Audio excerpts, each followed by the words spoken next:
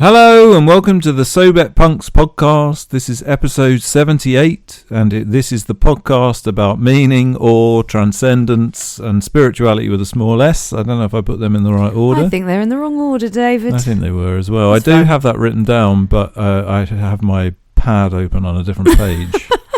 God, exciting peek behind the curtain there. Well, and here's why, because I've actually made some notes for this episode. We I don't know if you should say that now. It's setting ourselves up for yeah, I might not look at them. I hope I don't look at them. Yeah, we were boasting, I think, last episode about how little preparation we'd done. And then it became quite obvious, I'm sure it was very obvious to everybody. And this time I've done, I would say, a small amount. Yeah. Not as Let's much see as if that pays off. Yeah, not the terrifying amount you used to do when we were breakfast punks and used to come out with like 4 A4 pieces of paper, like, right, I'm getting all this in. No, well, I think you've got to strike while the iron is hot a bit, particularly when you've got such a bad memory as I do. And it's not increased, no offence. No, it hasn't increased. And yes, I've been thinking about the subject that we're going to be talking about. I'm not going to tell you what it is, ladies and gentlemen. I'll have to listen to find out. Surprise. It's probably named on the episode. Yeah, probably. But I've been thinking about it for a little while, and I can't get my head around it, as will become probably very clear. And yesterday morning, I was reading a completely different book about something completely different, and suddenly it was like a eureka moment. Ah. So you got your pad out. So I furiously wrote loads of notes, and then I've just read them before coming on, and they don't make a fucking word of sense. Oh God! It's like when people like take acid and then write stuff down and go, "Oh my God, we made the best songs. Let's play it." You go to bed, wake up in the morning, you're like, "What the hell is this drivel I've made?" I sometimes think might get a bit existential. I sometimes think that me in the morning is a completely different person to me in the afternoon and the evening. I have a very different I don't know, outlook isn't really even doing it justice. Like, I feel like I've got a completely different personality almost in the morning to how I do. Maybe not personality, that's not the right, it's something deeper than like an attitude, or not even an attitude. It's something like my soul is different in the morning. Your soul is different in the morning. And that's not right either. Well, I don't know, there may be something in it scientifically when you wake up rested and all your functions are in a particular alignment, and then throughout the day, if you've had stress or fears or anything build up, then you have your body will be looking out for different things by the end of the day. Yeah. Like scientifically maybe, but I mean, she says. Yeah, I don't know if science has got anything to say about this. This is more or less what we're going to be talking about later, maybe. But another hint, maybe. Oh yeah, I'm not going to tell you yet, though. Oh yeah.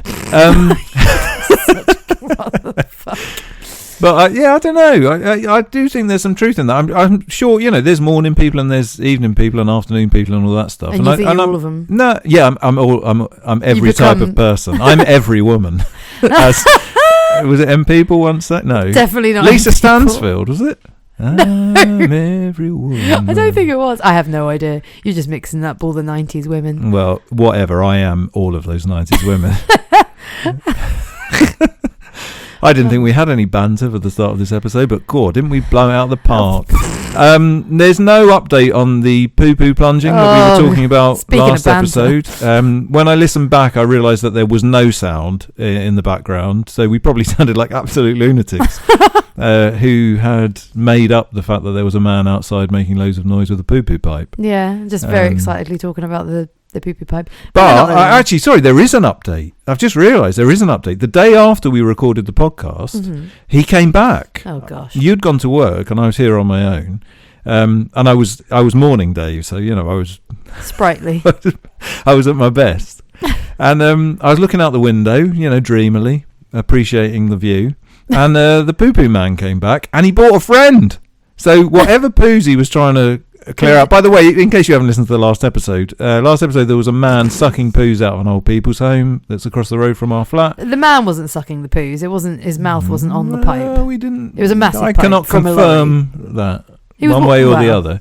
But anyway, he came back with a friend in another van. They needed 2 poo-poo plunging vans in order to do whatever it was they were doing, of which we still don't know. There's quite a lot of old folk that I haven't seen from over there. I don't know if there's if a crime's gone on. We've spoken before about the dogs that we like who walk past our flat, and Bernard, who was one of my favourite. He was the keenest to poo on grass. Oh, he had a little pre-poo walk and a post-poo walk. Loved his poos. We haven't seen him since before Mildred Christmas. Walked him. Yeah, Mildred. So one of him, them's dead. Either the dog's dead. And I haven't seen her, so I imagine it's her. I think Bernard's probably fine. He's just pooing on a different patch of grass. Oh, I hope he's not pooing on a patch of grass in heaven. I hope those boo-boo men weren't trying to suck him out of the pipe. Because or Mildred. One of them had flushed themselves. Oh. Well, the terrors of poos. As we made clear at the start of this podcast, this is about spirituality and all. Yeah. And also, we planned some of this. It's just not obvious at this point. So let's get into it, shall we? What we like to do at the start of every episode is to tell you one thing that we have done in the last couple of weeks, which has created a sense of meaning or transcendence or awe or spirituality. Siobhan, what have you been doing? Well, the last episode we talked about New Year's resolutions quite a lot and thinking about, I guess it's a time for like bettering oneself or, I don't know, exploring. You're talking about the morning. The morning is when one betters oneself. That sounds like a euphemism. Oh. And one of the things, I don't know if I mentioned it last week, or definitely one of the things that I want to prioritize this year is journaling. Something I started last year, and last year it kind of became it was kind of gratitude, kind of just summing up what happened in the day, not really thoughtful as such. And I listened to a podcast, well, not really a podcast, but like a little lesson on, I have this Waking Up app that I've mentioned before, which is Sam Harris's meditation app. And on there's often little collections of recordings made by different people. Sometimes they're lessons, sometimes they're guided meditations, and this particular one is a lesson. I can't remember the man who's doing it, but it's called Journaling for Insight. And just listening to the first few, it just gives you pointers on like things to actually think over. It's a little bit like a weird little therapy session, but applying it to journaling. And it's not necessarily about what you did in that day, it's about kind of using the opportunity to write, to get into a bit of a flow and maybe see where it goes and see if you learn something about yourself or expose something about yourself. So I did a few of those, and what's lovely about it, and I think is probably evident in all these sort of practices, is the way that it then flows into the days where you're not doing a specific task. I've only done 2 of them with specific questions to answer, but it has already, and it's because of my efforts and my attention to it, and I know that it's not a habit as yet, but it's already kind of influenced the way that I write each day now. And it's just making me put a bit more effort in. And through that, I feel like I'm already learning a bit about myself. Something I've already learned is that I think I'm a bit of a control freak at work. So I've been trying to... I could have told you that. But in a way that, when you spend all your days, maybe you don't, but I'm going to be negative Nelly here, spending your days moaning about how other people don't do things right. I think that's how a lot of people spend their days. Yeah, but... particularly in a work environment. Exactly. And I can spend nearly all my days doing that at work. And it's just given me another opportunity to flip that a bit and be like, everyone not doing everything right, what's another way of considering that? Well, you think you do everything right. Well, and then it's unpicking it. Well, do you do everything right? Or is that just your immediate belief before you really unpick everything? And it's just made me realise I'm a control freak, which I absolutely didn't think that I was. Not in that respect, anyway. I think I'm a bit controlling sometimes, but like really bad at work. To the point where I'm going into situations already expecting the worst of people, but that's not their fault, that's me. Anyway, this doesn't sound like, wow, amazing, you've just learned stuff about yourself, but it's definitely come of this tiny little change in writing at the end of each day. And also reading it back, that was the other thing. He was just like, you got to read your journals back. And I was like, I haven't read a single page of everything I did last year at all. Oh, what's that like, reading them back? It's weird, but it's good because you get a second... I think there's something different about writing and rereading it at the time, but then writing it the next day with it's you, but next day you, or 3 days from now you. Oh yeah, the morning compared David, to the evening David. Best David versus worst David. And you see different things. You think, oh, actually, I wonder if I was meaning this, or I wonder what I must have been writing this, feeling this certain way, and now I'm feeling this certain way, and can see it in a different light. It's just interesting doing that about your own writing. Some of it's totally embarrassing. You read it back and you go, oh God, what was I don't know, writing to the invisible audience, trying to be clever. But yeah, it's really minor. I think when it comes to meaning transcends all and all that, I think it's just specifically meaning. And maybe like transcending oneself. That's not really what we mean by transcendence, but like I think it can trying be. to like think around, you think you're one thing, or maybe you don't think you're one thing, but you think, oh, I'm not that. Like, oh, I'm not that sort of person. And then it's realizing, oh God, I am a bit the kind of person I didn't think I was, and probably wouldn't want to be, but we have to work around it. And if you call something what it is, then you can work with it. So yeah, it's just been really interesting. I mean, another thing on the list this year was about maybe the idea of one day doing therapy and trying to unpick one's brain and one's life and just see what's there. But it's really interesting doing the tiniest little version of self-exploration via just a simple change in this journaling stuff. So yeah, it's been really interesting. I've really enjoyed myself. But yeah, it's a bit strange. It's very egotistical and it's very, me. But it's been a learning. It's been interesting. There's something vaguely similar to that about doing this podcast, I think, at least being the one who then has to listen to it back and sort of edit it together. Yeah. Because I think sometimes I do it almost immediately afterwards. Yeah.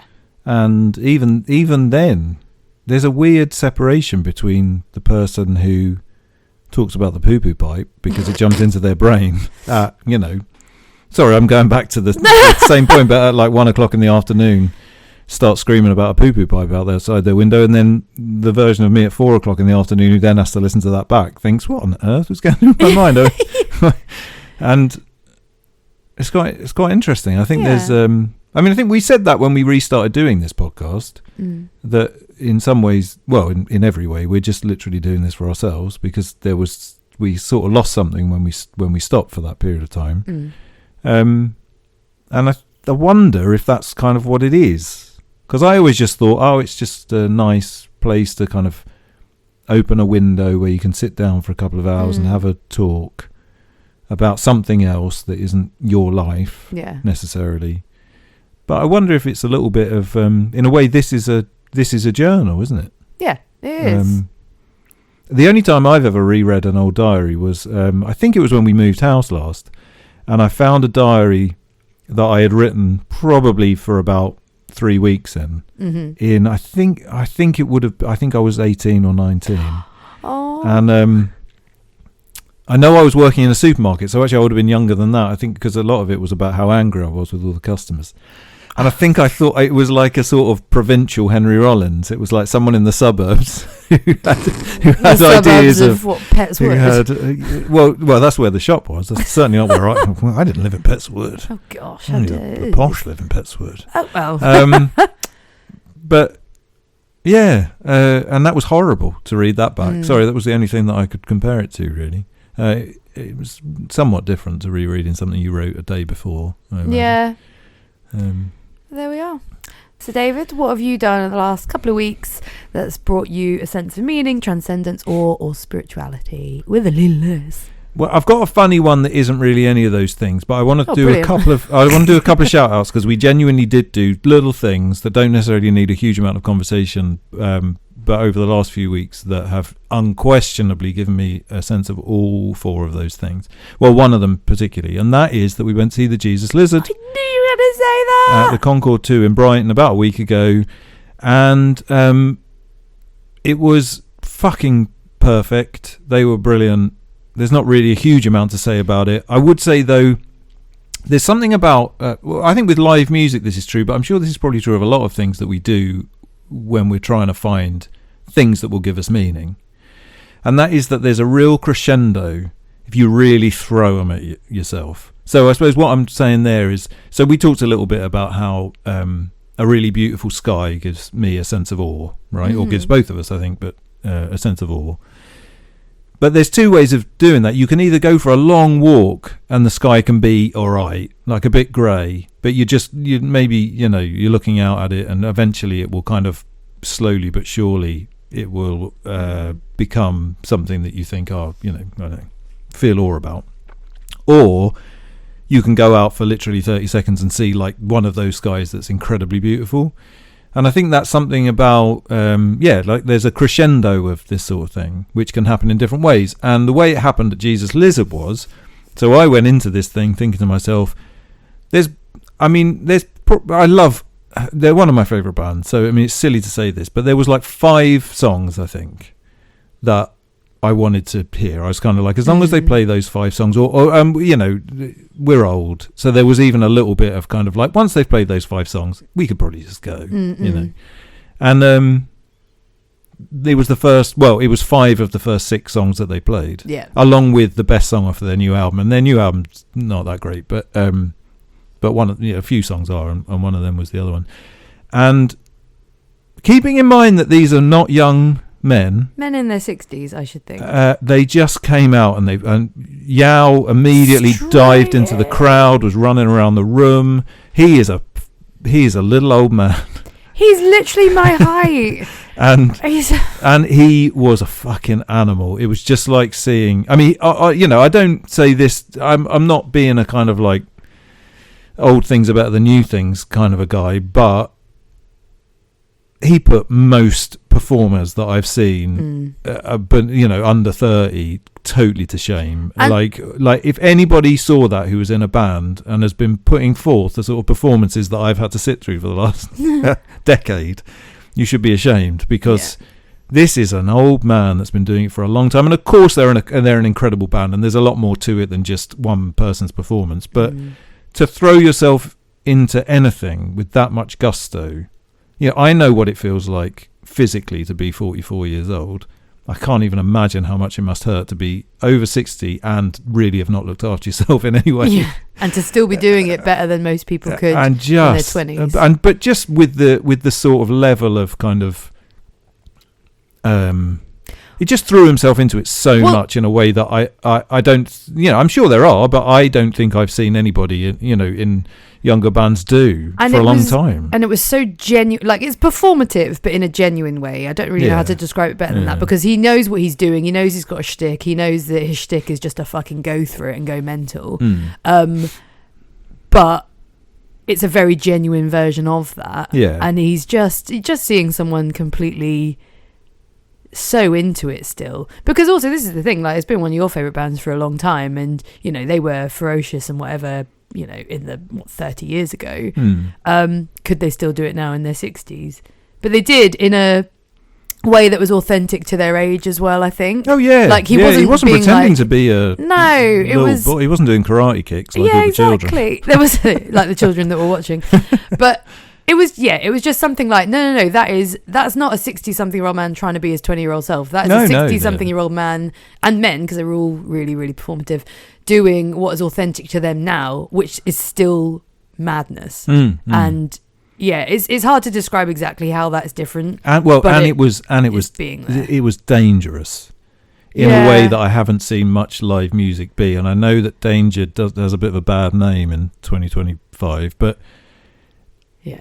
when you see it, when you get it, and you could tell, because the audience was not, it was a lot of older people. It was a lot of people of my age, and in fairness, a bit older. I mean, really, Jesus Lizard are an old band, an older band than what I listened to, if you know what I mean.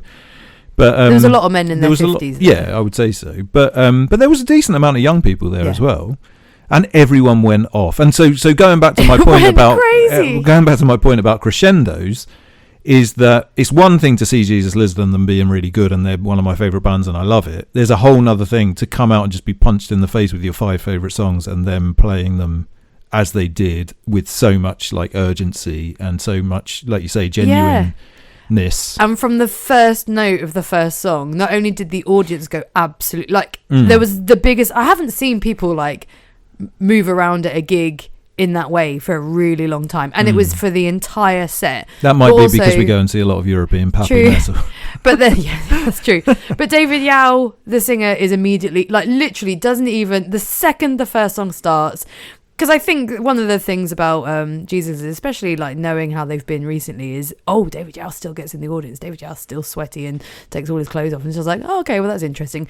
So a bit of you, if you vaguely know that, is like, I wonder if he's going to do it. Just to be like, the second the first song started, he just jumped in the audience and was running around.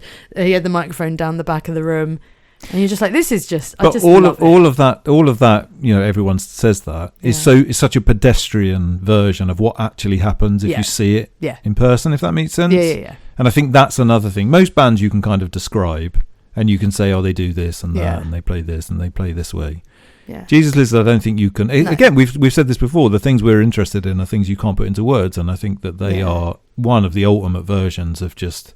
There's nothing about it that you can explain. You can't explain why their songs sound good because they don't make really make any sense. And I would say actually at first listen, like they're hard listen. Like at first, if you just listen, it depends what song you hear first, because I think some of them manage to sound like I get it, like a bit quicker than others. But some of them, like if you heard them having like, I quite like other bands that are pretty normal. If you first, to first hear them, I'm like, that's not an easy listen. But it is something primal and kind of. But there's something interesting about that era, and it's a very small era, and it really isn't me hearkening back to like because it's before your time. It was before my time, but also. I'm not talking about it in the context of like, weren't the 90s great? Because the 90s weren't great. The vast majority of the 90s were just as shit as every other time. Like, but there was just this little window. Where, and it was very much like Nirvana, was the sort of impetus of it, and then there was this little window where these weird things got popular, and who knows, like why did a mainstream audience? I mean, Jesus Lizard didn't get massive, and they didn't have necessarily what you would describe a mainstream audience, but definitely there's so many bands from that era that just sound like fucking lunacy. The Butthole Surfers had hits. Like, it doesn't make sense now. It doesn't make sense. No one would even give any of those bands. They would just they would turn them off. They would flick to the next Spotify thing because it wouldn't make sense to them. And of course, we don't really have mainstream and underground anymore because everyone just listens to whatever they want, and that's not a bad thing. But it's a very interesting little window where a band like Jesus Lizard could become as popular as they were. And where that was just normal. Yeah, I've been watching some like episodes of 120 Minutes from MTV from that pretty much that era specifically as a result of this, and it's just like some of the shit on there. It's so good, but it's so you're just like this was on MTV. Anyway, that was supposed to be a quick one. That's not even the one. So that wasn't supposed to be my proper one, but maybe we should make that my proper one. I wanted to do one other thing though. My friend Neil Moore. Who I went to school with, has started a podcast which is called Pro-Human, and the first episode of it came out a few days before we're recording this, but probably about a week before you might hear it, and it's wonderful. It's an interview. I won't remember all of the details, so I'm just going to give you a very brief explanation, but it's an interview with a man from the Philippines who had started up a charity of cyclists. Philippines is being hit with loads of, or has been for a while, a long time, hit with loads of natural disasters and floods and tsunamis and all sorts of things. And this man set up this charity of people to go to the places that were affected on their bikes so that they could send messages around to different people. That was the original thing, because everyone, obviously all like mobile phones go down as soon as this stuff happens and people can't contact their loved ones and all that sort of stuff. So they were literally riding around telling people that members of their family weren't dead and things like that.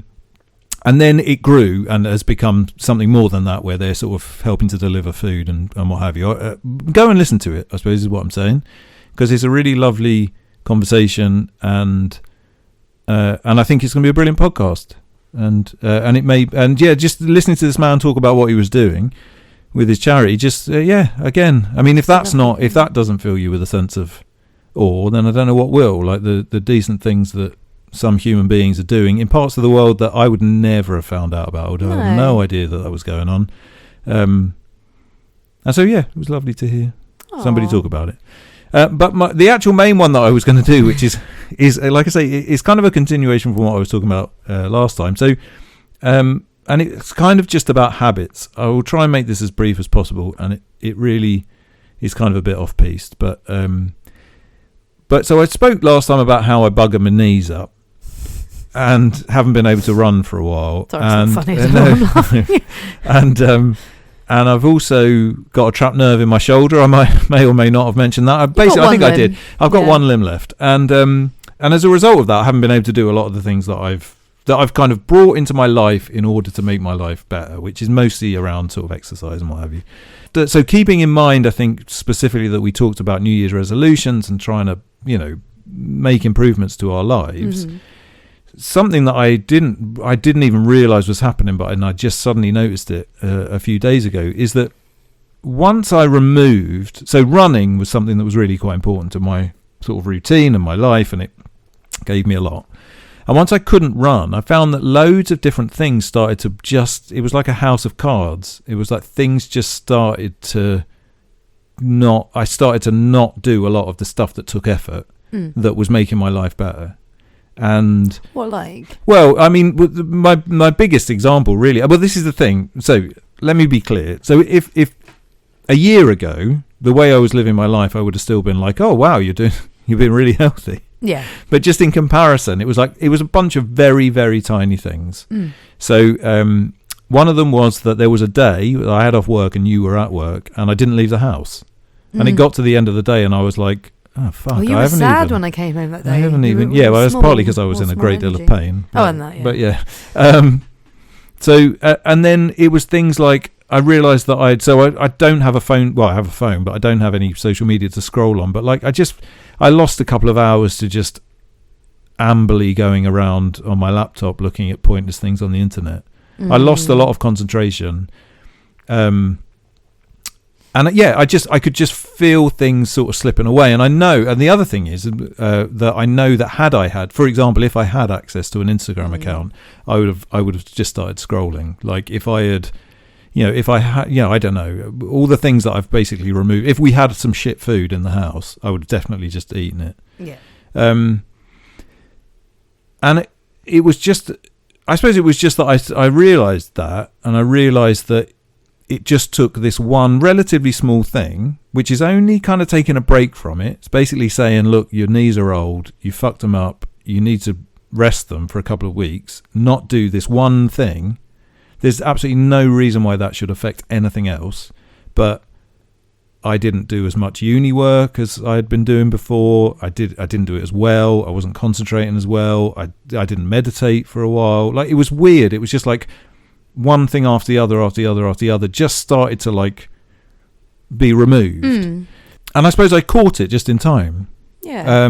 So it's fine, and in a way I suppose that's the, I don't know what this is. It doesn't really fit into any of those categories, but I caught it and I said, and I kind of inserted some discipline, and now the last couple of days I've gone for a nice long walk in the mornings. Well, it's mindfulness in action, because mindfulness is realizing as close to the moment what's really happening. Yeah. And you realized, and you've made changes because of it. I also think there's something about effort begetting effort. So if you start making effort, you then start making more. Like it's incremental, and it self feeds itself, and you start making a bit of effort. So I guess you experience the opposite, which exactly is like one little thing started going, and it just then everything slips. But it's about catching it, and you caught it and recognised it for what it is. Yeah, I mean, it's a very famous book called Atomic Habits. I haven't read the book, but I've heard the man speak about it, and I've got a pretty decent idea of what's in there. And it's exactly this. It's that it's fundamentally the only way that you can. I didn't really realise this is what we've done a lot without knowing that it was kind of in line with this quite famous book, but. Is that you can make good habits as easily as you can make bad habits. It's about choice and being aware of things, and how easy it is once bad habits start setting in for those bad habits to kind of infect everything else that it is that you're doing. And I definitely felt like that was sort of what was starting to happen. And again, had I not removed certain loads of things from my life that were bad habits, I would have definitely just fallen back even worse. And I suppose it's about making good habits, which to some extent is just this isn't what I'm sure what the book says, but it's basically just forcing yourself to do a bunch of things that you don't want to do for long enough that they become normalized in your life.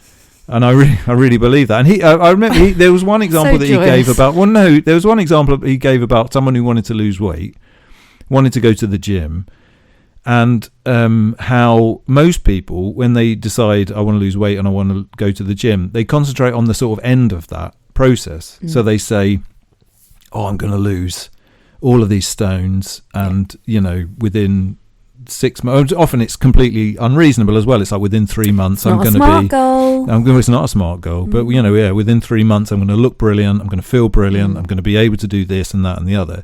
So and this is a classic sort of New Year's resolution thing. And so you sign up and you go to the gym, and you go to the gym a couple of times and then you drop out, and then you're sad.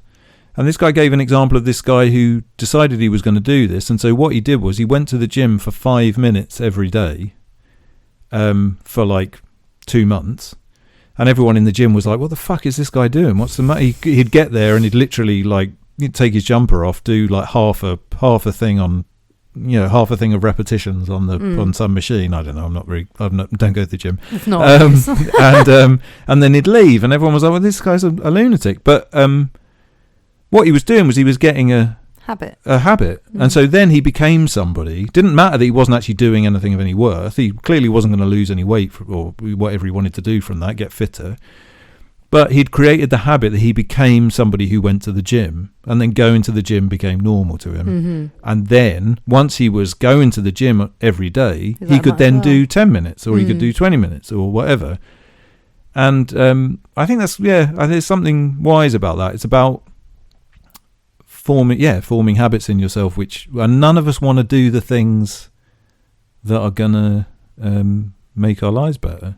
But once you do them for long enough, and I think this is what we've found about anything that we've done, and we certainly haven't got life sorted by any means, but the improvements that we've made, actually, fuck it, do you know what? I think we have got life sorted. We're doing quite well. Life is sorted. There's always room to grow. Well, there's definitely room to grow. But I didn't mean that. Right. But I just mean I don't want to downplay it just for the sake of it, so that I don't sound like a egotistical person, because I actually do think that we've done a lot of good stuff. But I don't know, once those habits just become normalized, then they become normalized, and then it's harder to fall back as well. Like I say, so we started eating healthy, so therefore our kitchen doesn't have any shit in it. That means that when I have a bit of a bad time, I don't go like I would have before and just decimate all the chocolate in the house, because we don't have any chocolate to decimate. It's true. And then if you can do something for long enough, you will eventually get used to it, see the benefits of it, and actually like doing what you're doing. It's with running. I don't run now, but the one time that I went running in lockdown, that wasn't you mean the one time that you went running for a prolonged period of time? The one prolonged period. Not just one run.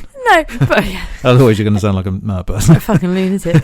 No, but you got really used to it to the point that a day without it was like quite upsetting, and you're like, this is bonkers, and you look forward to doing it. Whereas if I went for one now, I would fucking hate it. But I know that if I did it consistently for about a month, then maybe I'd start to get used to it. It's the same with tastes. So I think, because we've cut out processed things and stuff, I have it's really boring, but I have a new protein thing, and I can taste the manky protein in it. I've used one that must have had more flavorings in it or something, and I've gone on, you literally change after a little while. Tastes change. It's quite a common one. If you go without something for a long time, your taste kind of change, and you might like something you didn't used to, or go off something that you used to like. But there's definitely something in that habit formation. There's really interesting, the 5 minutes a day at the gym thing, just physically doing all of the routine of getting there, because that's it. It's habit forming routines, isn't it? Yeah. So if you do the routine long enough, the outcome in the middle, like if you're going for a gym, if you're going for a run, all of that's the variable eventually. But you've got to do the thing in the first place. So you've got to put your trainers on. Exactly. If going for a run means getting up early enough to do whatever part of the morning routine you want to do you need to do before a run, having time to warm down, having space in your day, showers and stuff. And you have to, once you've marked that time out, what you do in that space can change and get bigger, but it doesn't have to be huge at the first instance. But it's also being realistic about what you're aiming for, isn't it? So, like I say, you're not going to the gym and saying in 3 months' time I'm going to look like Arnold Schwarzenegger, because you're not. And so when you don't, even if you don't realise it, at least subconsciously, you're going to be a bit like, oh, fuck. Yeah. I still just look the same, or I still feel the same, or whatever. Yeah. Or when you go for that first run, you're like, right, I'm going to hit a 5 kilometre run and I'm going to do it in this time. And it's like, it's probably... Just start by putting your trainers on and going outside and just seeing what happens. Go around the block. Yeah, see what happens. This is what I talk myself out of it really quickly because of that. I'm like so focused on a goal too quickly, and then you can definitely put yourself off really quick. But for me, it's just I don't have the habit. I don't have the routine for that particular thing. Yeah, habit forming routines. Intrigue. Sorry, that was as close to a self-help podcast we're ever going to get. Yeah. Talking about atomic habits. Lovely. Well, what we are going to be talking about for the remainder of this episode, we'll see exactly where it's going to go. We're going to be talking about humanism, but I want to put a bit of a caveat on that, because we'll see. I don't know how much we're actually going to end up talking about humanism in reality, because where this stems from is that I read a book. There's a new book that's just come out, which is called What I Believe, and I happened to just stumble across it. And it's a bunch of interviews with humanists about, I suppose, fundamentally what they believe. But it's taken from a podcast, I believe, of the same name. I've never listened to the podcast. I know nothing really about the podcast, to be honest. From what I can make out, it's hosted by the person who I don't want to say they're the head of the humanist church, but I think it's kind of like, it's sort of the humanist of note in modern times. And I suppose when I saw this book, and I kind of just briefly looked at it, and I just sort of thought to myself, oh, that's interesting. I've never really thought that much about humanism before. Or maybe I should say I don't really know much about humanism. I think I've thought about it quite a bit before, and we'll get to that. And I kind of just presumed it was going to be like a primer on what humanism was, I suppose. So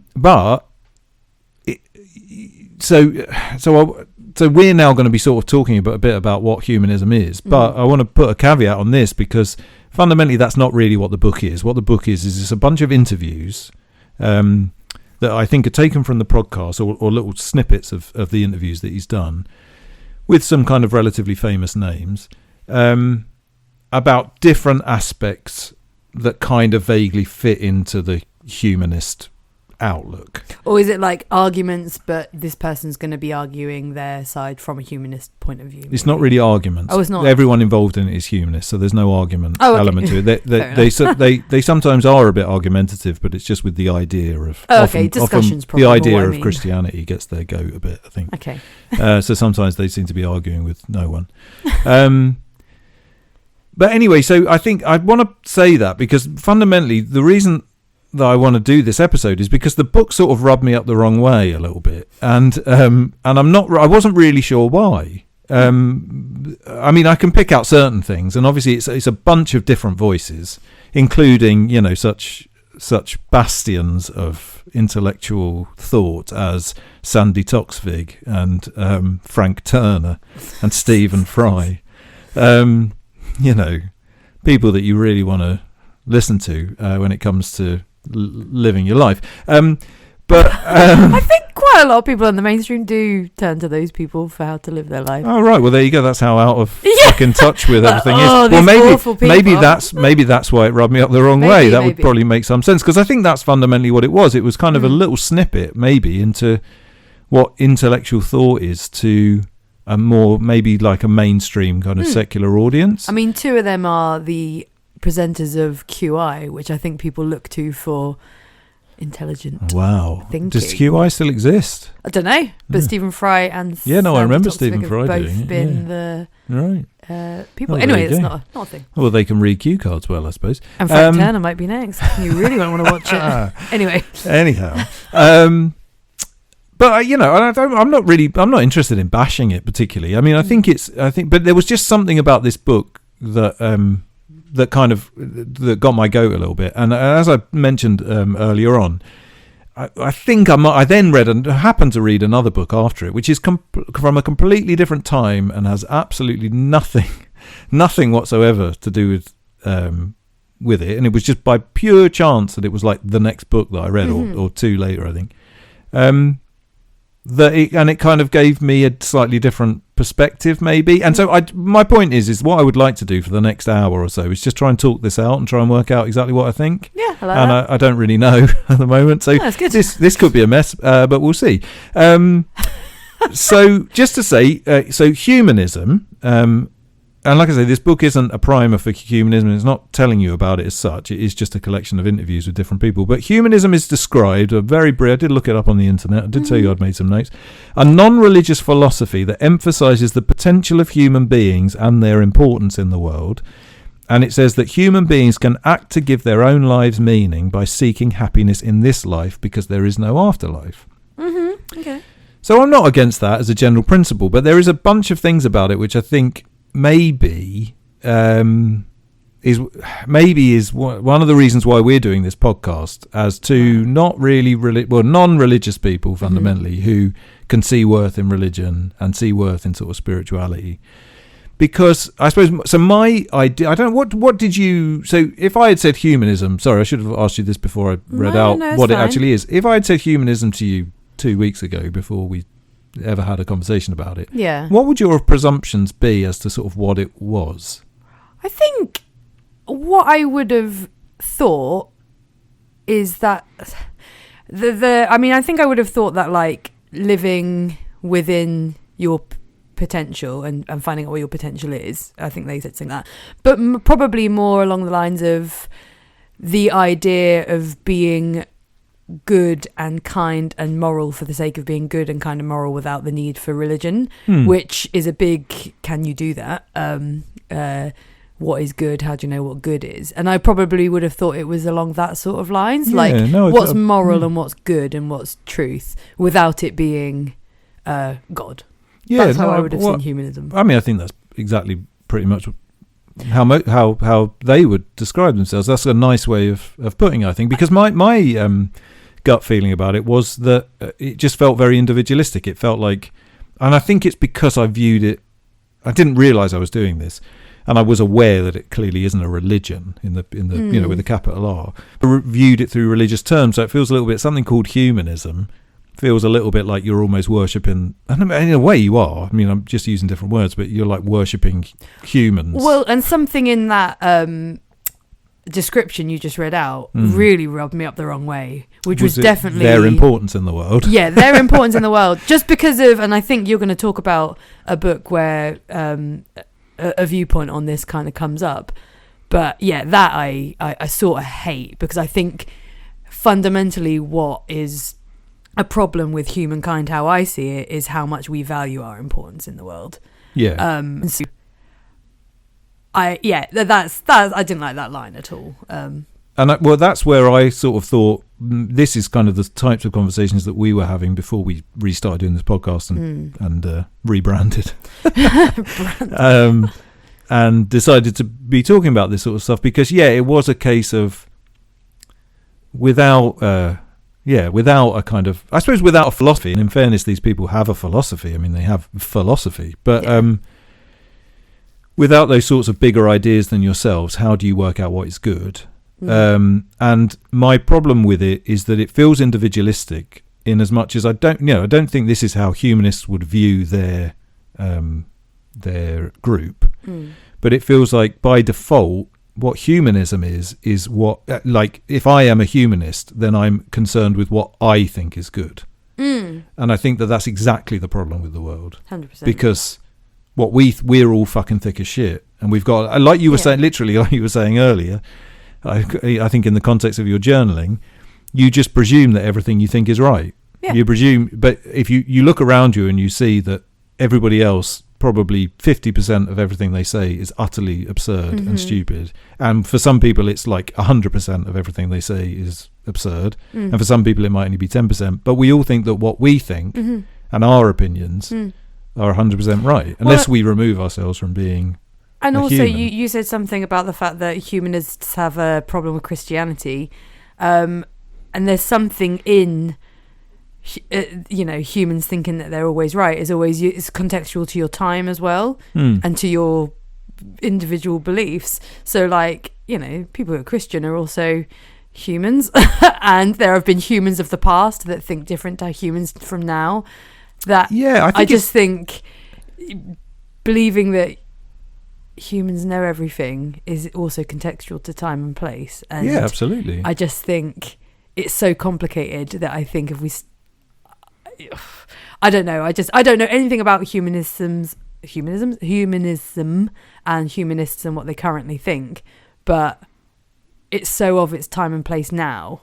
Yeah, I mean, I don't know how useful it may even be in the future. I wonder if if this is a product of our modern individualistic world, that there even is a book on humanism now. I wonder when humanism started and whether it'll be here in 50 years' time. I didn't do that much research. No, I mean, I think it's a rhetorical question. It's a relatively modern thing, but I'm plucking this out of the air. But something tells me it might have started like early 20th century. Yeah, and also it's not really important when it started. It's just, it strikes me as something incredibly of the now. And it's just funny that it's going to be, you know, this is finding our purpose, and this is, I don't know, there's just something, I just think things that are very of time and place is difficult to of course. Well, believe I mean, forever and ever. With that in mind, you know, of time and place, there was once a time when, you know, I don't know, find the most shocking thing you can think of. You know, if you were a Nazi in Nazi Germany, then being a Nazi was right. If you were slave owner exactly, whatever time, so you can go very wrong. Yeah, you know, and of course people would say, but if you follow the Bible, then you can go very wrong. And I'm not sure that I agree. I'm not sure, because I mean, I think most of the things that people go wrong with as far as religion are very much when they allow their time and place. If somebody says, I don't like gay people, so therefore I'm going to use the Bible to say gay people are wrong, that's a person using their time and place in order to I think it depends anyway. That's a whole nother thing. Going back to something that you said there, I think one of the big reasons why this book rubbed me up the wrong way is because overall these people are all very thoughtful about everyone around them. You know, certainly the interviews are all within the context of like social justice and making the world a better place and helping other humans and being a good human and all of this sort of stuff. And generally the attitude is one of sort of definitely non-discriminatory against anybody. And I don't just mean like the big discriminated groups. I just mean against anybody at all, except all Christians who just get it in the neck continuously. And it seems like most of these people went to some sort of Catholic boarding school. Every single one of them is definitely of a... Well, no, that's not fair to say. I don't know this for a fact, but I think you would not be surprised if I think they probably are all from a higher social strata than we are.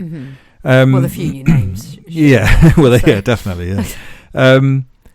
And it just seems a little bit odd that it's kind of like, we're going to be the best humans that we can be, and we're going to be really kind to everybody, but those fucking nuns, you know, and you're just sort of like, well, there's a bunch of different things, but I suppose the ultimate point that I wanted to make about that, and I know we talk about religion on this podcast, but you know, I'm certainly not a Christian. Nor are you. We've made jokes about God-shaped holes, and I think maybe they've come across as more. Well, no, I mean, I am serious. I don't know. Anyway, I'm not making excuses, but the point is that I genuinely don't think that we should have a pop at people just because of what they believe, even if that's the religion that you dislike. But also, I think that in 2024, when the book was written, or 2025, or whatever, in the modern day, and I've had this conversation with people before, even before I started thinking about this sort of stuff, is that it feels a little bit like, when you have a pop at Christians, it feels a bit like punching down to me, almost from anybody. Because, so what we tend to do is, we see the Christian church as being this massive, powerful, kind of like overlord, almost, and it's above us, so therefore we can kind of say anything we want, and we can, you know, have a pop at it as much as we want. It's a little bit like, I don't know, the police force, or it's a little bit like the monarchy or something. But actually, fundamentally, I think in 2025, it's not at all. I mean, the church has barely any power, and actually, Christians are very much a minority in this country. It's probably worth mentioning that a good chunk of the Christians that do exist in this country are from ethnic minority backgrounds. Mm-hmm. And there is something ugly, I think, about just giving them a kick whenever you possibly can. And the reason why people think that they can do that is because they see them as being this all-powerful thing. Yeah. But actually, and maybe that's true of like the Catholic Church, obviously that still has a big influence in certain countries, but in Britain, I would say there's no question that Christians are like at the bottom of the I wonder power if triangle. Yeah, I wonder if it's a bit of influence from like America as well, where it probably is still such a prevalent thing, given that they have lots of politicians who are overtly Christian and bring it into their politics. But we don't live in America. No, true, but it's been brought up before by central and probably more to the right people that Britain believes we have problems that America has, but aren't quite as prevalent here. So I wonder if maybe a little bit of that still influences British culture, in as much as we think Christianity is this huge issue that actually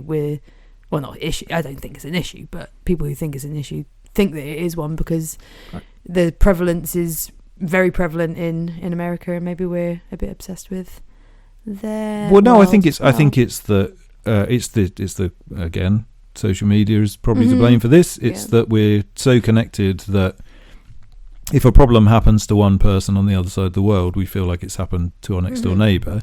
And that isn't to say that the problem is fine and you should ignore it because it hasn't happened locally to you, but it warps your sense of how common something is. Yeah, and warps your sense of how it actually affects you, and what the laws and rules of your society actually are. And maybe that's not the important thing. The important thing is more that Christians are at the bottom of the totem pole. Maybe not the bottom, but they're pretty far down the totem pole. Yeah, they're not. And so having a pop at them, particularly if you're a sort of pseudo or actual intellectual with a great deal of power and a very loud voice, and your whole outlook is meant to be humans finding their potential. We love everyone. Is their argument maybe that those humans, i.e. Christians, aren't finding their potential if they've given up what they would consider some of their rational mind to believe in something else? Does that lose some of their own potential? Is that an argument? I think rationality is definitely talked about, but it again, I just want to make this very clear. So there is no is there point, because it's loads of different people. Yeah, okay, fair and enough. they're all coming from very different places, and I should say that not every single one of them has bashed Christians. It's just this general. It's just like reading the book as a whole. Yeah. Which is literally my experience of humanism. It's finding a book, thinking, well, that's an interesting subject, reading it from front to back, and then leaving it with a feeling of annoyance. But it's a feeling of annoyance which is very much the fault of some of the people. Some of them are really reasonable. Some of them are really nice. Some of the interviews are.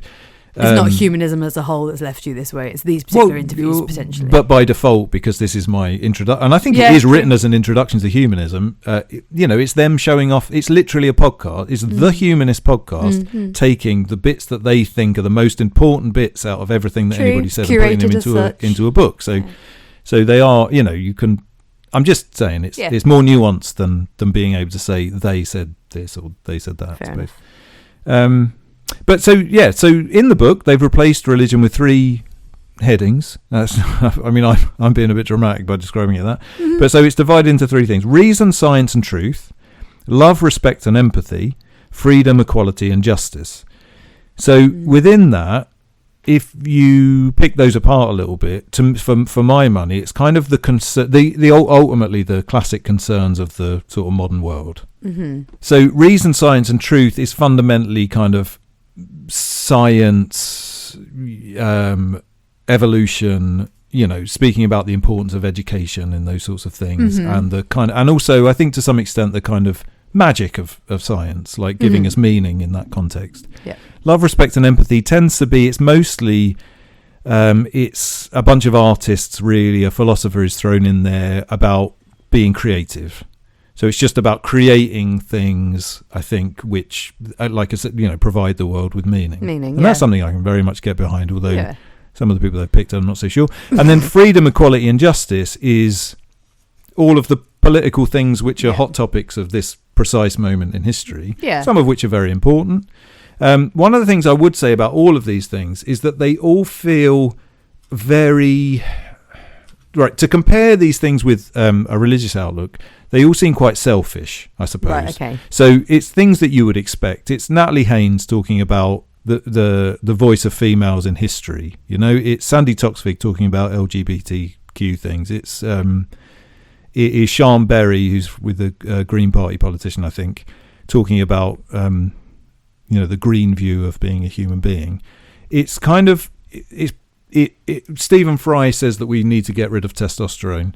It's just kind of people with bugbears about or interests in certain things. Mm-hmm. And that's fine. Nothing wrong with any of those subjects, by the way. I'm certainly not critiquing them as subjects, but it just feels a little bit kind of, again, it's that without a bigger voice or a bigger set of morals telling us what to do, we think to ourselves, right, I am interested in women's rights. So my version of religion is just about women's rights.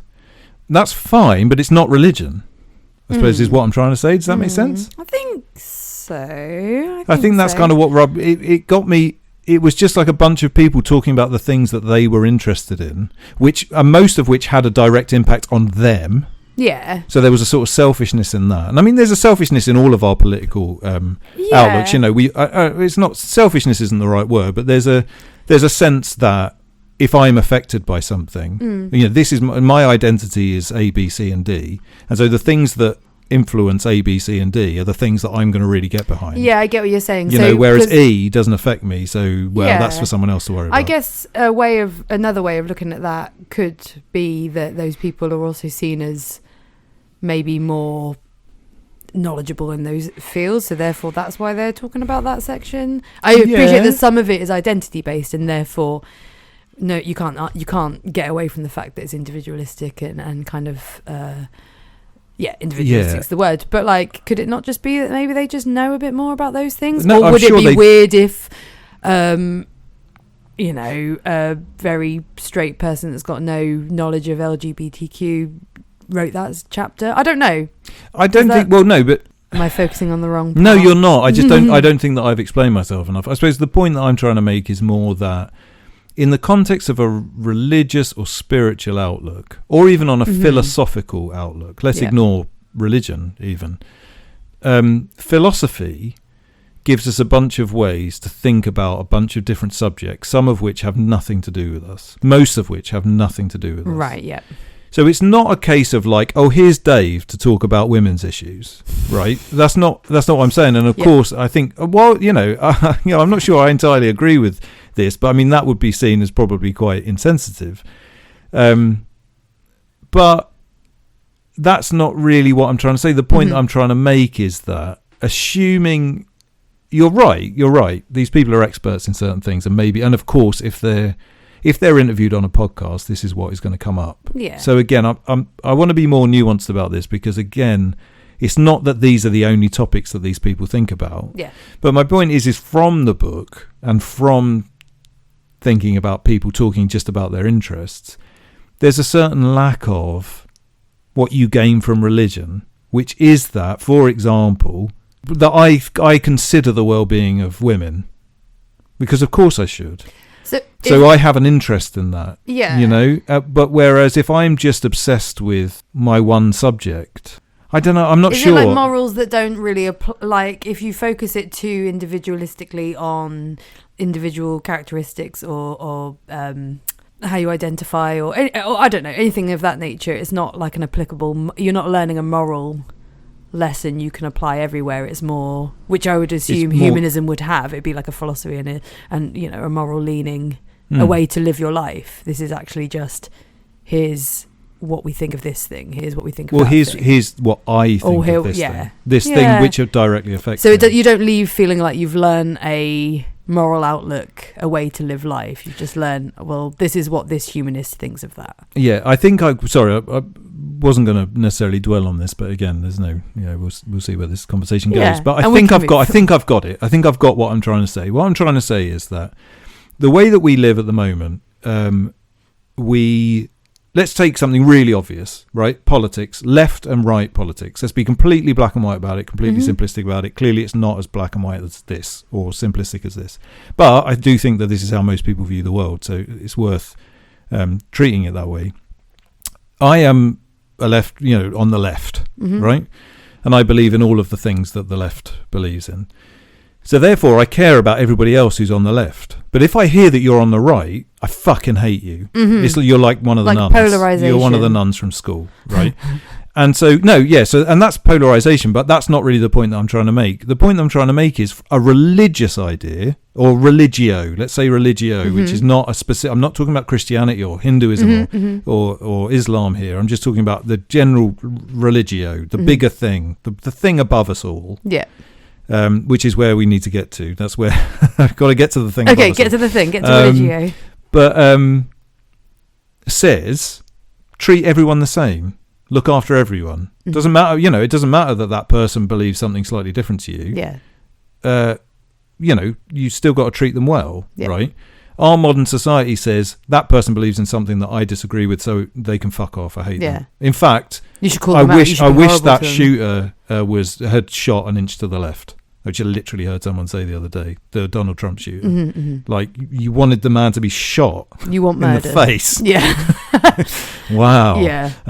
Yeah. Not very left wing of you, but I suppose that's the point that I'm trying to make. Is that humanism, as it was described in this book, seems to be an exact replication of all the problem, or this sort of problem, which exists within the modern world, which is that we believe in all of these really good things. Yeah. We're going to say we believe in helping all of humanity, but not you. This thing is the important thing, and this lot. And I mean, the kind of politics was not really the center of this book. There, it definitely comes up. It comes up quite a lot, but it was not those sort of culture war type arguments. It wasn't people saying, but it was people, and it was fundamentally people who meant well, and they were looking for more rights.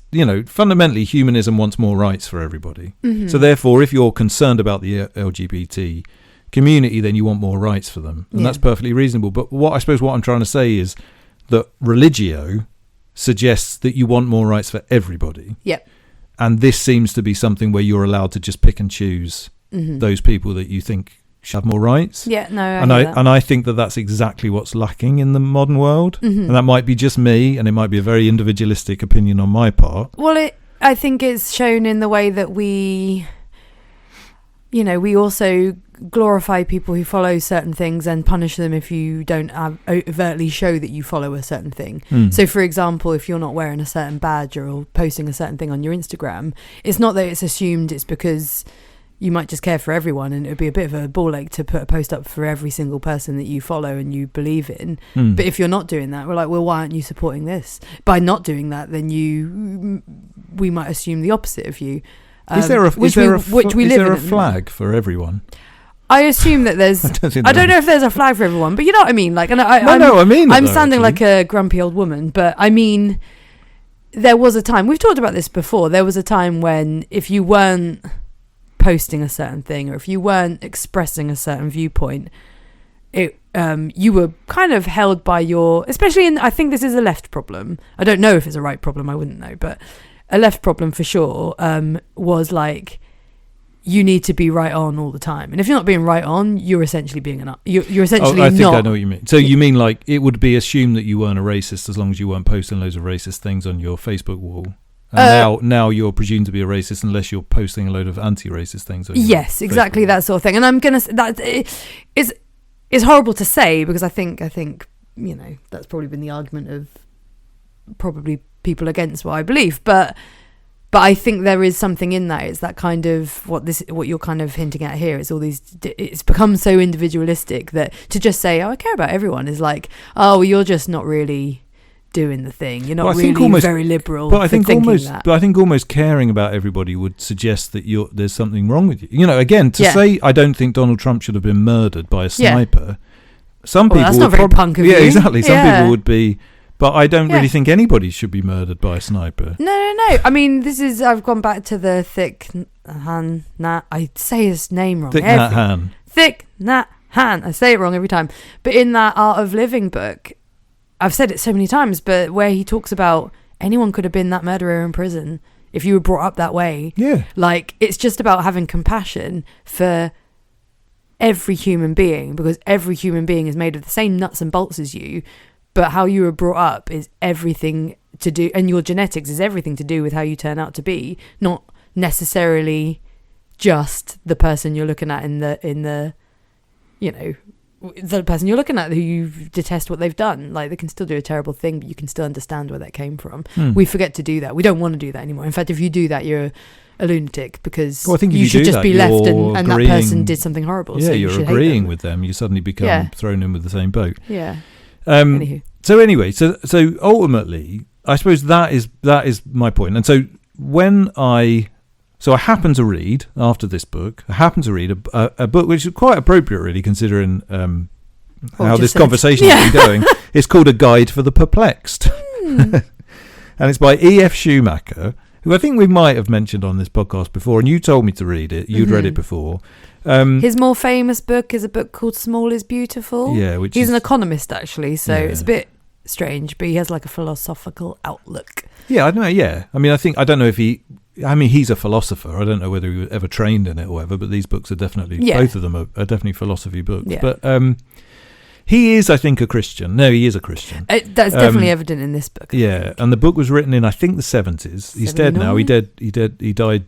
He did now. He died shortly after writing it, I think. And there's an awful lot in this book, and I'm not going to pretend to have understood it, and I'm fairly confident that you understood it probably a hell of a lot better than I did, and so I might have got the wrong idea. But the one idea from this book that I want to bring up is that he talks a lot, I've heard this said before, about kind of what God is, if you want to use the word God, but you could, again, I'd like to use the word religio, but you could use whatever, is something bigger than yourself, which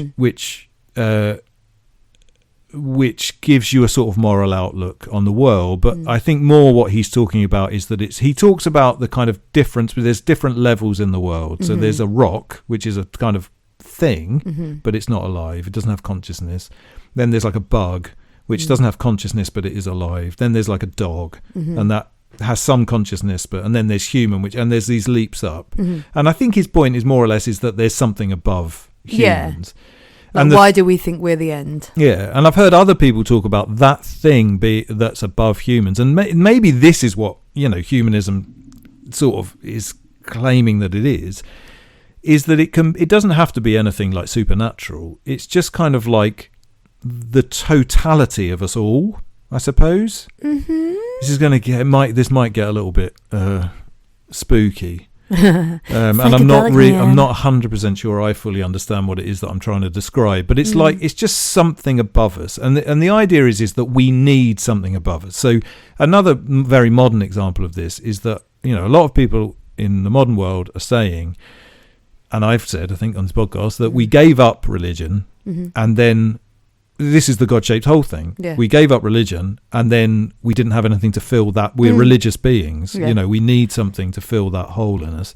And so we've replaced it with probably politics, which is kind of what we've been talking about. But also, I think we've replaced it with a bunch of just utter bullshit. We've replaced it with computer games, or we've replaced it with identity. And there, I'm not talking about identity politics type stuff. I just mean identities like I am someone who likes Marvel movies, or I am someone who likes UFC or something. I've heard this sort of described in another way recently. I'm trying to think in what book I've read recently that has said this, but another way of describing kind of God or a universal something, and not maybe describing, but another way of maybe not really proving, but thinking about it, is we all instinctively know the idea of good and the idea of moral, and we have to have this in order to continue. Like, there would be no point in living if we weren't trying to do something better.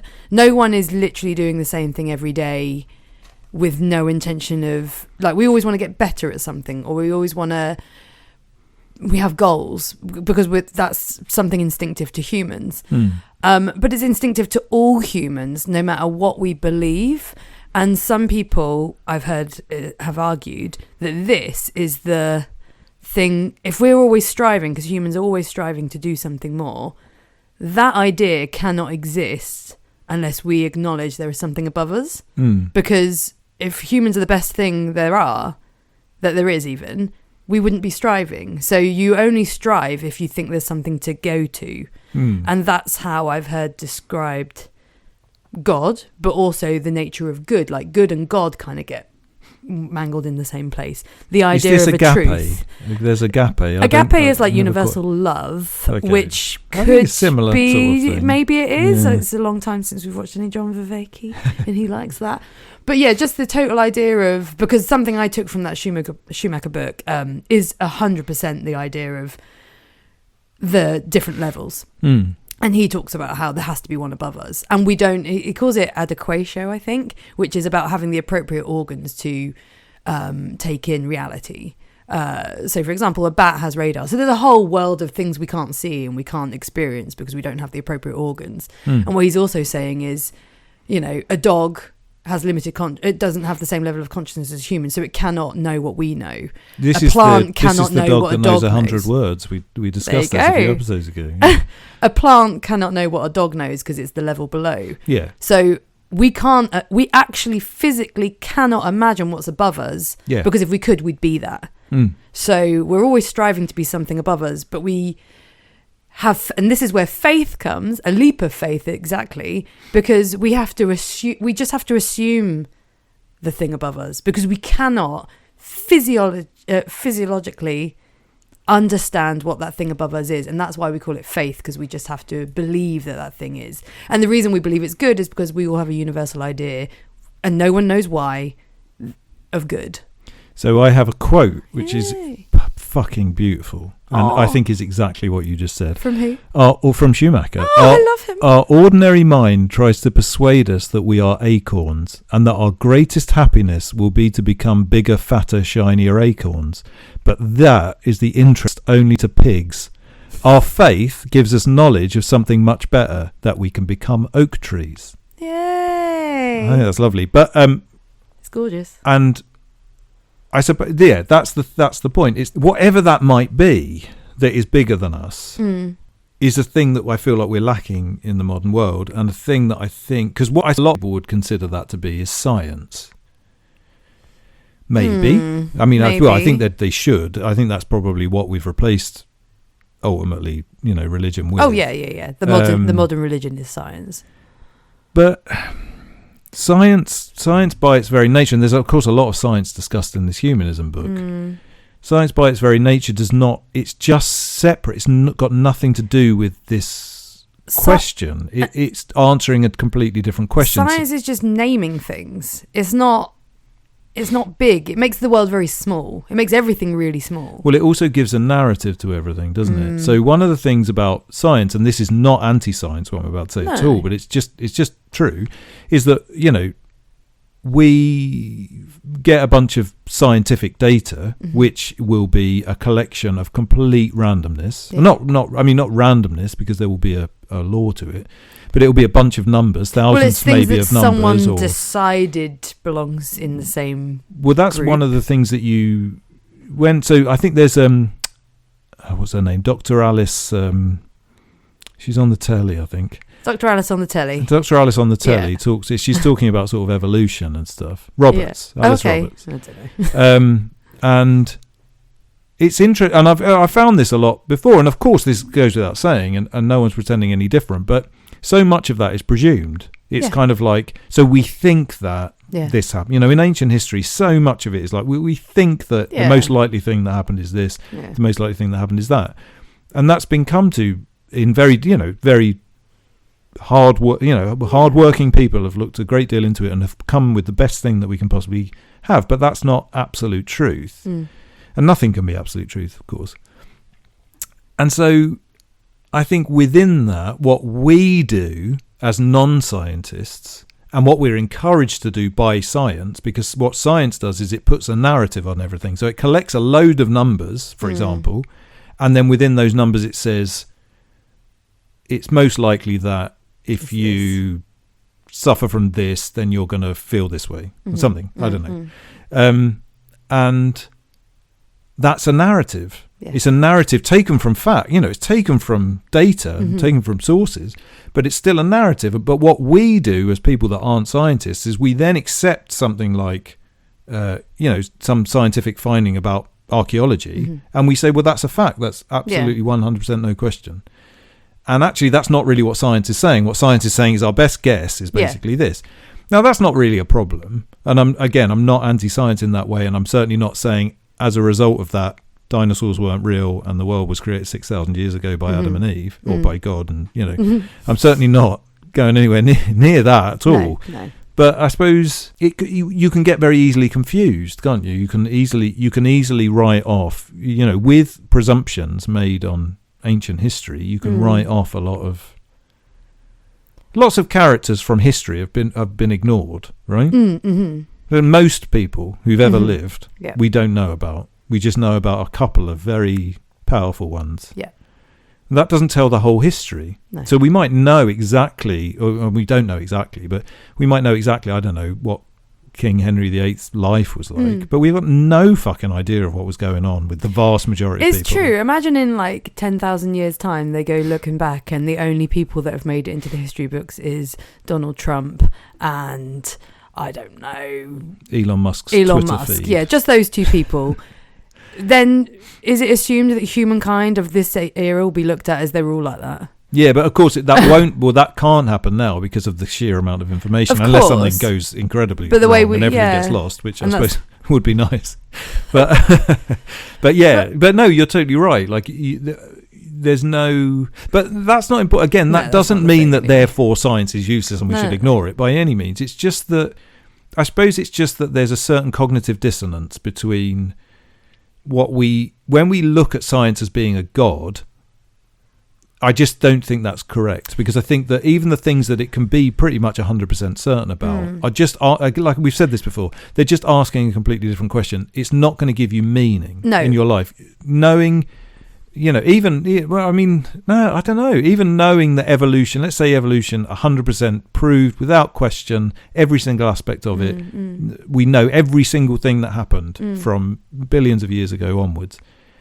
That doesn't give you meaning. Well, that gives you a bunch of facts, and it's nice to know, and it sorts some things out in your head, but it doesn't give you any meaning. No, and it's not like, for example, science teaching you how to be healthier is kind of what I was going back to earlier. Why do you want to be healthier? To live well, to live longer? Or why do you want to live longer? Why? What's science never explains human desire and human... And we can literally learn about what desire is from a physiological point of view and from a psychological point of view, but it doesn't explain why. It doesn't. Nothing explains why we always want to be better. Why we always, because literally no human would survive if they wanted to get worse at things. It's just science explains some things, but doesn't explain innately why conscious beings feel the way that we feel, and we still don't know why we're conscious. Isn't that wonderful? We're blessed with the most complicated organ that ever existed in the world ever, and we are able to think, but we don't know why we can. And I think it's actually hilarious. It's like the paradox of being human. We don't know why we do this, and we're never going to know. I mean, I'm reading an existential book at the minute, and I cannot even begin to imagine why, to understand everything. But one thing that's come up is this idea of, once you've realised that life has no meaning, because we can't prove that it does, what do you do with that? And it's Camus that's writing this. He's like, well, you either deify it and presume there's a god. And he's actually just talked about the absolute freedom in that. The freedom in being chained is what he calls it, because he's just like, if you believe that there's a higher power and you have a master, then you can't be free if you have a master. But if you just absolve yourself to it and love it and want it, then you have ultimate freedom in that. And that's how he sees people who are religious. But he says the alternative is absurd. But we all have a master, because if you're replacing religion with something else. So again, if religion isn't, then science is, or if science isn't, then a conspiracy theory might be. Yeah, maybe he kind of. Yeah, I don't really... I mean, I'm not going to pretend to understand it beyond that, but... Well, no, I think you've done a very good job of explaining it. You've understood Camus better than I ever have. But, I mean, I think that's ultimately maybe the point that I came to. So this is... I think why I wanted to talk about this today is to talk it out, but I think I came to a conclusion, and I just wanted to try and travel there, and I think you've done a very good job of travelling to exactly where I want to go, because ultimately what I think is that there's a choice. And one of the reasons I think I've come to the conclusion that these humanists rub me up the wrong way so much isn't because any of them were wrong, isn't because any of them said anything that outrageous. Frankly, most of them said things that I fundamentally agree with, maybe just in a slightly different way. But they just seem to me to have made the choice of the dullest version of reality.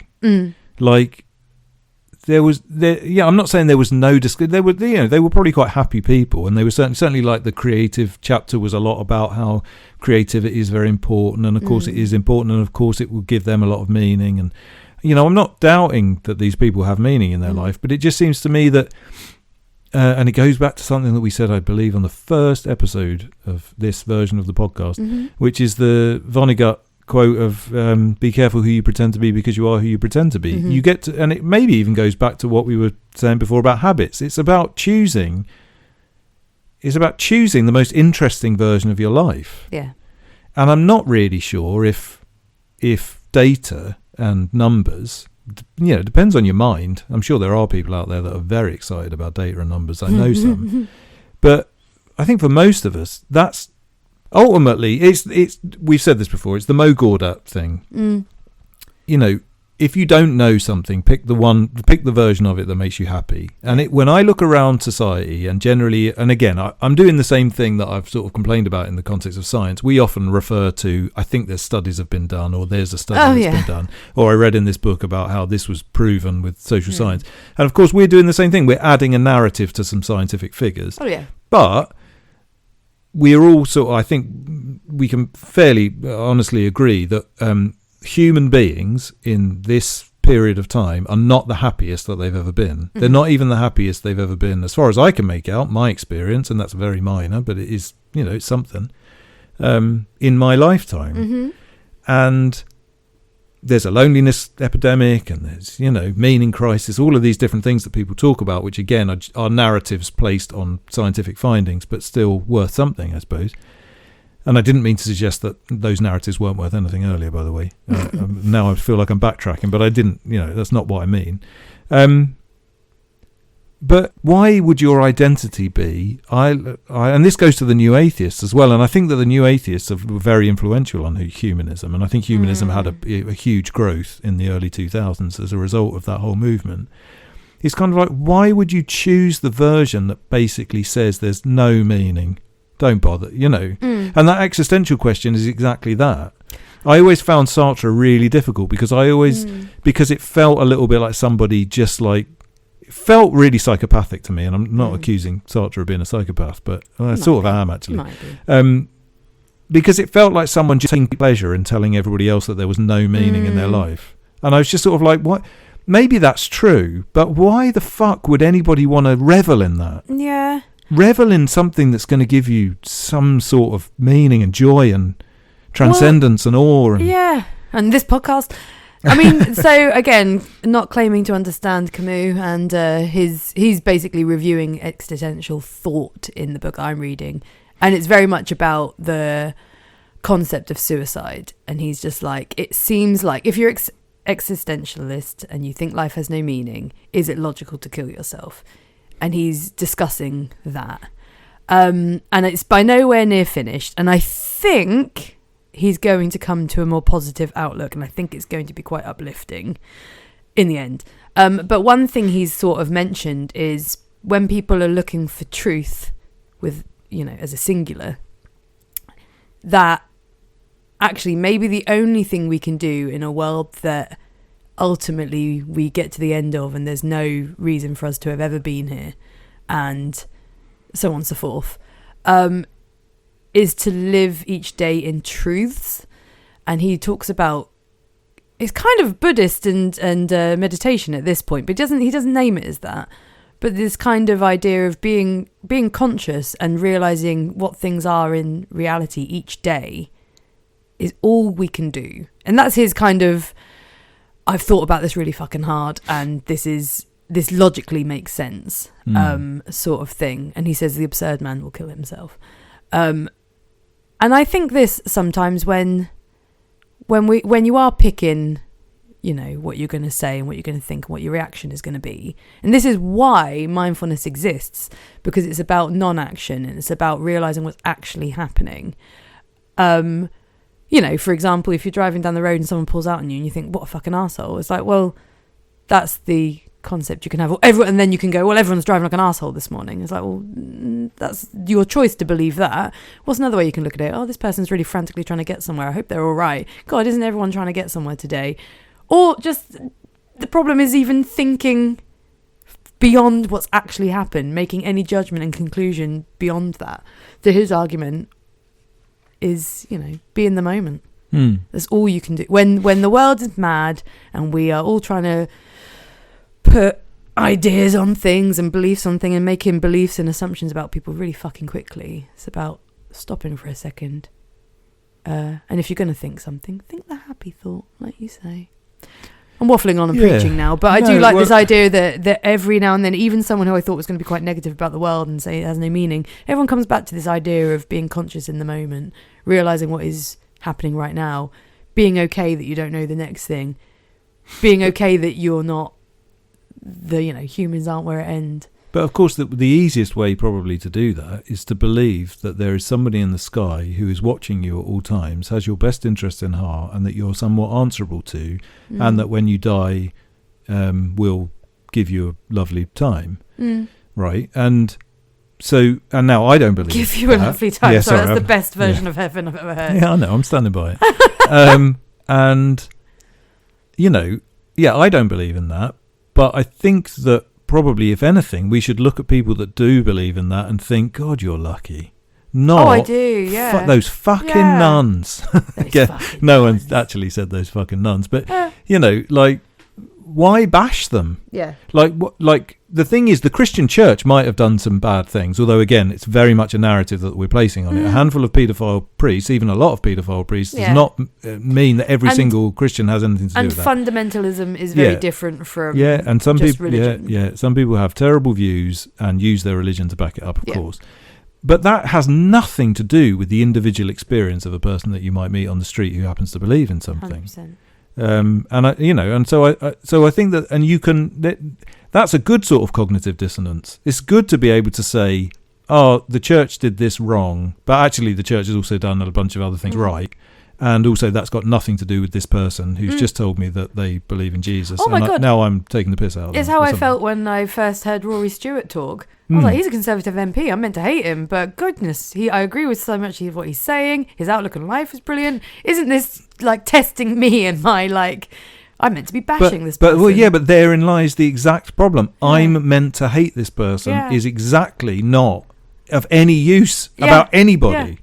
In the world, no matter who they are and how bad they are. It doesn't matter. It doesn't matter what they've done. It doesn't matter anything. Coming at them with, I'm supposed to hate this person, but I don't, is so fucked up. It's such a problem of the modern world. It's kind of like, well, either you hate them because you hate them, and that's your choice, and that's going to make you miserable more than it's going to make them miserable. But that's not the point that I'm making.